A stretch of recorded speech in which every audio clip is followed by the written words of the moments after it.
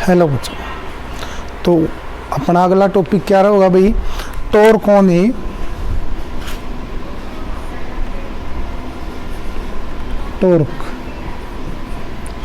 A current carrying rectangular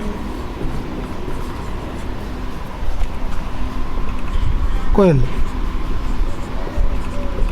placed in magnetic field।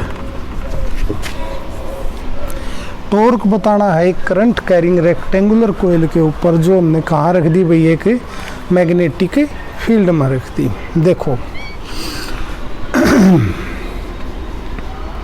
मान लो ये magnetic field है अपना नॉर्थ टू साउथ पोल, यानी कि इस तरफ है हमारा वो नॉर्थ पोल है, इस तरफ जो हमारा है वो साउथ पोल है। इसके बीच में हमने एक रेक्टेंगुलर कोयल रख दी जो रोटेट कर सके है about its axis of rotation P Q R S। और जो मैग्नेटिक फील्ड इसके अंदर से गुजर रहा है भाई वो नॉर्थ टू साउथ, इस पॉइंट को नाम दे दो X। ये एंगल जो है थीटा। क्लियर है? बताओ भाई कोयल अगर रोटेट कर रही है तो कैसे कर रही है, वो कितना टॉर्क जनरेट करेगी। तो उन सब के लिए देखो एक रेक्टेंगुलर कोयल को हमने रख दिया एक मैग्नेटिक फील्ड में। जैसे ही मैग्नेटिक फील्ड में रखा, हमने एक बात का बेरा है भाई कि अगर इसके अंदर करंट फ्लो हो रहा है तो वो कौन सी डायरेक्शन में हो रहा है भाई? Opposite directions. इस तरह से P Q R S direction opposite है तो क्या कर रही है भाई? रिपेल। लेकिन इनके जो ऊपर और नीचे के किनारे हैं वो क्या है? फिक्स। ये किनारा क्या है? फिक्स। ये किनारा क्या है? फिक्स। इसलिए ये दोनों किनारे हैं, इस तरह से रोटेट नहीं होगी ये कोयल। यानी कि जो मान लेते हैं भाई ये कोयल है, इस तरह से ये कोयल रोटेट नहीं होगी। क्यों? क्योंकि ऊपर और नीचे से क्या है? ये फिक्स है। लेकिन ये जो दो आर्म हैं ये एक दूसरे के ऊपर फोर्स लगा रही हैं, तो ये इस तरह से रोटेट होगी।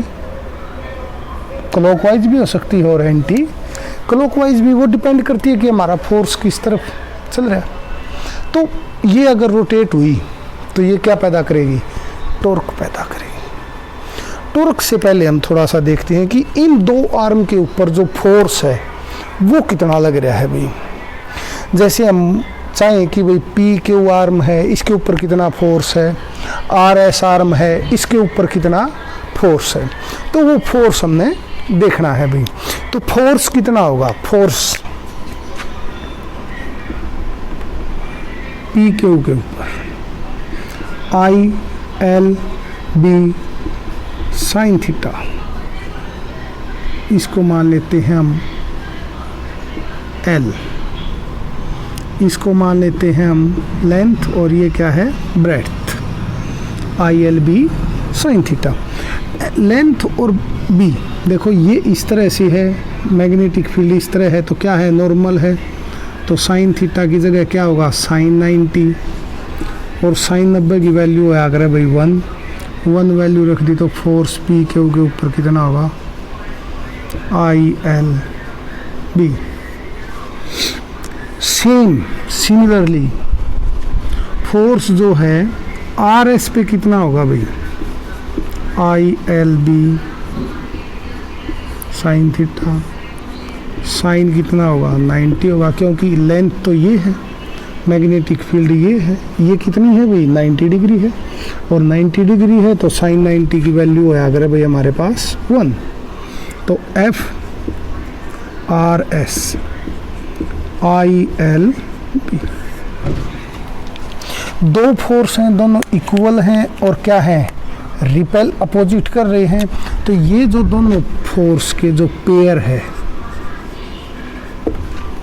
वो पेयर क्या जनरेट करता है? Generate torque. ये पेयर अगर टॉर्क जनरेट कर रहा है तो टॉर्क का फॉर्मूला क्या होता है भाई? टॉर्क होता है हमारे पास फोर्स मल्टीप्लाई परपेंडिकुलर डिस्टेंस, यानी कि टॉर्क तो टो, और टॉर्क किसके बराबर? फोर्स की वैल्यू है हमारे पास I L B, perpendicular distance क्या है? पी से एक्स तक। तो जो परपेंडिकुलर डिस्टेंस है उसको इससे लिख सकते हैं भाई हम पी एक्स। एक ट्रायंगल है हमारे पास P X S, cos theta क्या होता है भाई? Cos theta base upon hypotenuse, base P X, hypotenuse 90 degree के सामने पी एस, और पी से एस तक क्या है भाई? B, breadth. तो कोस पी एक्स की वैल्यू कितनी होगी हमारे पास? B cos theta. ये वैल्यू हम यहाँ पुट कर देते हैं भाई। तो टॉर्क की वैल्यू क्या होगी हमारे पास? Torque I L B cos theta. यहाँ एक छोटा सा देखो टॉपिक, लेंथ इनटू ब्रेड्थ। ये क्या होता है भाई? जो एरिया है वो होता है लेंथ इनटू ब्रेड्थ। तो यहाँ हम टॉर्क की वैल्यू लिख देते हैं आई ए बी कोस थीटा, ठीक है। अब एक डायरेक्शन है एरिया वेक्टर की। एरिया वेक्टर होगा अगर भाई परपेंडिकुलर टू द सरफेस, और एरिया वेक्टर और मैग्नेटिक फील्ड के बीच का एंगल हम मान लेते हैं, let angle between area vector and magnetic field is alpha. मान लेते हैं अल्फा है। एरिया वेक्टर और मैग्नेटिक फील्ड के बीच में अल्फा, और मैग्नेटिक फील्ड और सरफेस के बीच में थीटा। और जो एरिया वेक्टर है वो सरफेस के साथ एंगल बनाया अगर 90 डिग्री, नॉर्मल होया अगर वो सरफेस का, तो अगर नॉर्मल है तो यानी कि थीटा प्लस अल्फा 90 डिग्री हो गया भाई। थीटा का मतलब एंगल किस किस के बीच का? मैग्नेटिक फील्ड और कोयल के बीच का, ठीक है। और मैग्नेटिक फील्ड और एरिया वेक्टर के बीच का अल्फा, मैग्नेटिक फील्ड ना हटा दो, एरिया वेक्टर और सरफेस के बीच का 90 डिग्री, तो दोनों वाले जोड़ दो। तो यानी कि थीटा की वैल्यू कितनी आ गई? 90 माइनस अल्फा। यहाँ वैल्यू पुट कर दो तो टॉर्क की वैल्यू कितनी आ गई भाई हमारे पास? Torque I A B cos 90 minus alpha, और cos 90 minus theta sine theta. ये टॉर्क आ गया। अगर नंबर ऑफ टर्न बहुत ज़्यादा है, n नंबर ऑफ टर्न है 4,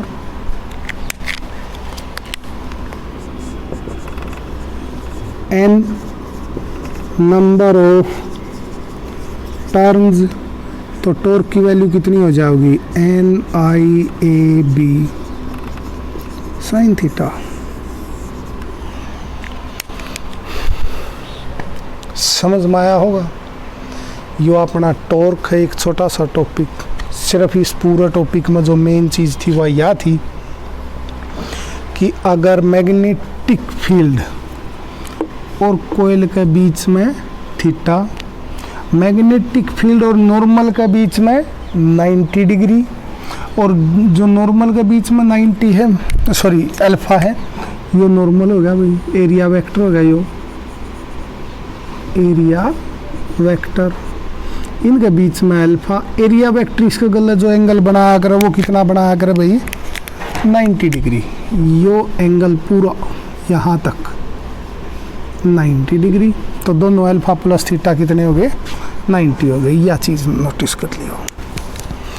आशा करा ये टॉपिक समझ में आया होगा। इससे टॉपिक के ऊपर बेस्ड है अपना नेक्स्ट टॉपिक का प्रिंसिपल, मूविंग कोयल गैल्वेनोमीटर। उसका जो प्रिंसिपल है वो इसी के ऊपर बेस्ड है कि टॉर्क कितना जनरेट होता है।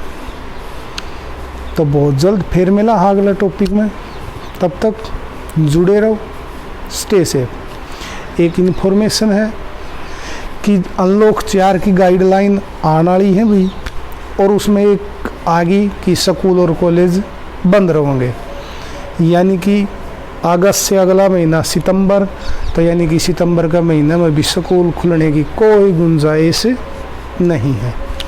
तो घर रहो, सुरक्षित रहो। धन्यवाद।